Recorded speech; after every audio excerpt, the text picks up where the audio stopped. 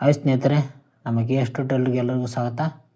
ಇವತ್ತಿನ ಒಂದು ಈ ವಿಡಿಯೋದ ಟಾಪಿಕ್ ಏನಪ್ಪ ಅಂತಂದರೆ, ದತ್ತು ಮಕ್ಕಳಿಗೆ ಹಕ್ಕಿಲ್ಲ ಎಂಬ ನೀತಿಯ ಬಗ್ಗೆ ಸಂಪೂರ್ಣ ಮಾಹಿತಿಯನ್ನು ತಿಳಿದುಕೊಳ್ಳೋಣ.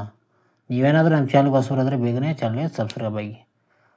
ದತ್ತು ಮಕ್ಕಳಿಗೆ ಹಕ್ಕಿಲ್ಲ ಎಂಬ ನೀತಿ, ಇದನ್ನು ಯಾರು ಜಾರಿ ಮಾಡ್ತಾರೆ, ಇದರ ಉದ್ದೇಶ ಏನಾಗಿತ್ತು, ಇದರ ನೀತಿಗಳು ಏನೇನು, ಮತ್ತು ಭಾರತದಲ್ಲಿ ದತ್ತು ಮಕ್ಕಳ ಹಕ್ಕಿಲ್ಲ ಎಂಬ ನೀತಿಯಿಂದ ಎಷ್ಟು ಒಂದು ಮನೆತನಗಳನ್ನು ವಶಪಡಿಸಿಕೊಂಡರು ಬ್ರಿಟಿಷರು ಎಂದು ಇವತ್ತಿನ ಒಂದು ವಿಡಿಯೋದಲ್ಲಿ ತಿಳಿದುಕೊಳ್ಳೋಣ.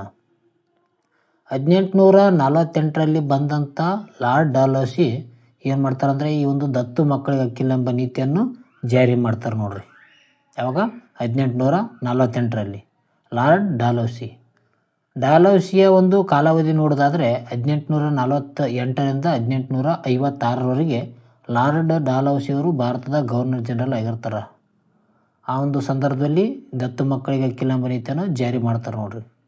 ಇದರ ಒಂದು ನಿಯಮ ಏನಪ್ಪ ಅಂತ ನೋಡೋದಾದರೆ, ಭಾರತ ದೇಶದ ರಾಜನು ಗಂಡು ಸಂತಾನವಿಲ್ಲದೆ ಏನಾದರೂ ಮರಣ ಹೊಂದಿದರೆ ದತ್ತು ಪಡೆದಂಥ ಏನು ರಾಜ ಇರ್ತಾನ ಅವನು ಒಂದು ಸಾಮ್ರಾಜ್ಯನಾಗಲಿ ಅಥವಾ ಸಾಮ್ರಾಜ್ಯದ ಸಂಪತ್ತನ್ನಾಗಲಿ ಅನುಭವಿಸುವ ಯಾವುದೇ ರೀತಿಯ ಹಕ್ಕು ಹೊಂದಿರುವುದಿಲ್ಲ ಎಂಬ ಒಂದು ಮಾಹಿತಿಯನ್ನು ಈ ಒಂದು ನೀತಿ ಹೇಳ್ದಂತ ಹೇಳ್ಬೋದು. ದತ್ತು ಮಕ್ಕಳಿಗೆ ಹಕ್ಕಿಲ್ಲ ಎಂಬ ನೀತಿ ಹೇಳ್ತದೆ.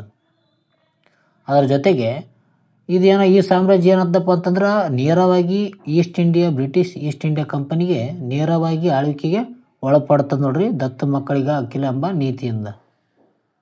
ಇದರ ಉದ್ದೇಶ ಏನಾಗಿತ್ತಪ್ಪ ಅಂದರೆ, ದತ್ತು ಮಕ್ಕಳಿಗೆ ಹಕ್ಕಿಲ್ಲ ಎಂಬ ಪ್ರಮುಖ ಉದ್ದೇಶ ಏನಾಗಿತ್ತಪ್ಪ ಅಂದರೆ, ಭಾರತದಲ್ಲಿ ಬ್ರಿಟಿಷರ ಸಾಮ್ರಾಜ್ಯ ವಿಸ್ತರಣೆ ಮಾಡುವುದು ದತ್ತು ಮಕ್ಕಳಿಗೆ ಹಕ್ಕಿಲ್ಲ ಎಂಬ ನೀತಿಯ ಪ್ರಮುಖ ಉದ್ದೇಶವಾಗಿರ್ತದೆ.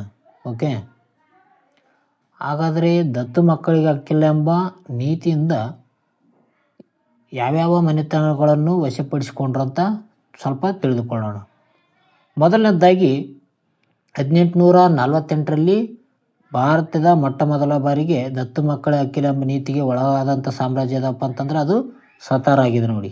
ಸತಾರ್ 1848ರಲ್ಲಿ ಈ ಒಂದು ದತ್ತು ಮಕ್ಕಳಿಗೆ ಹಕ್ಕಿಲ್ಲ ಎಂಬ ನೀತಿಗೆ ಒಳಗಾದಂಥ ಮೊದಲ ರಾಜ್ಯ ಮನೆತನ. ನಂತರದಲ್ಲಿ ಬರುತ್ತೆ 1849.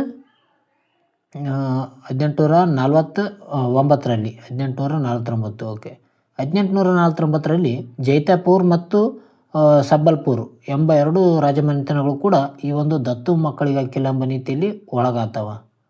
ನಂತರದಲ್ಲಿ 1850ರಲ್ಲಿ ಬಗಾಟ್ ಎಂಬ ಒಂದು ಮನೆತನ ಇರುತ್ತೆ, ಅದು ಕೂಡ ಒಳಗಾಗುತ್ತದೆ.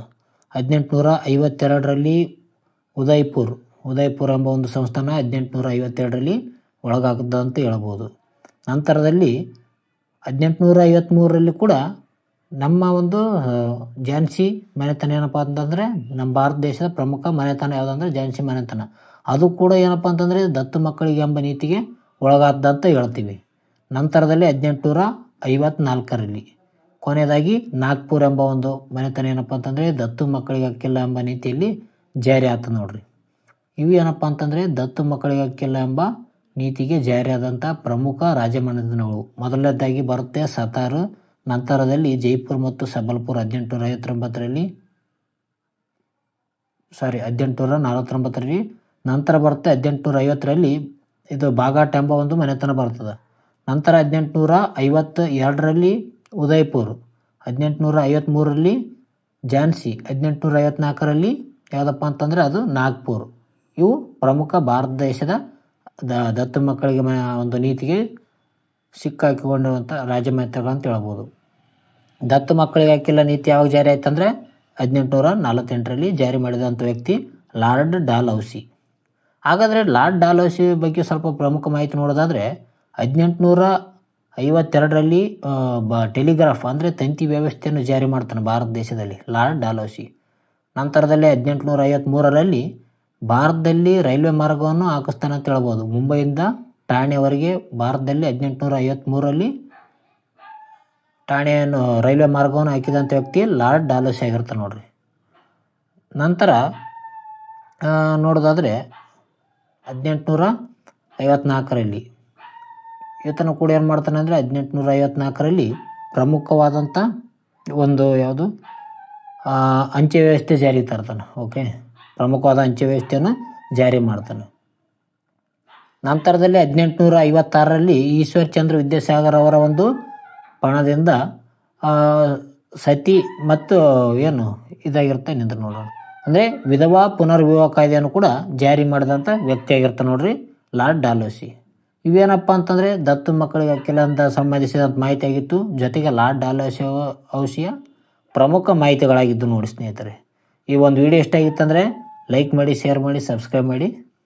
ಓಕೆ, ಅದರ ಕೂಡ ನಿಮ್ಮ ಸ್ನೇಹಿತರು ಕೂಡ ಶೇರ್ ಮಾಡಿ. ಇದರಿಂದ ನಿಮಗೆ ಮುಂದೆ ಬರುವಂಥ ಎಕ್ಸಾಮ್ನಲ್ಲಿ ಉಪಯುಕ್ತ ಆಗುತ್ತೆ ಸ್ನೇಹಿತರೆ. ಓಕೆ, ಎಲ್ರಿಗೂ ಇಲ್ಲಿವರೆಗೂ ನೋಡಿದ್ದಕ್ಕಾಗಿ ಎಲ್ಲರಿಗೂ ಧನ್ಯವಾದಗಳು. ಮುಂದಿನ ಒಂದು ವಿಡಿಯೋದಲ್ಲಿ ಸಿಗೋಣ. ಓಕೆ ಸ್ನೇಹಿತರೆ, ಬಾಯ್.